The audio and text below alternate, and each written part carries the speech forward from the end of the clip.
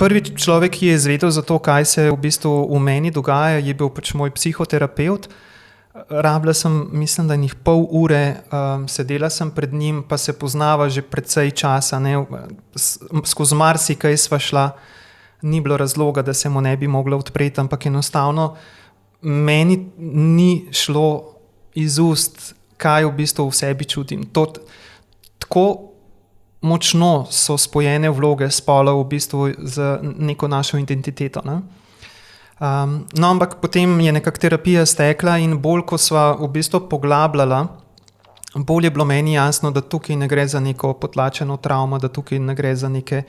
nerazrešene vzorce iz otroštva, ampak da je dejansko nek prvinski občutek, da tisto, kar bi jaz rada izrazila skozi to telo v tem življenju,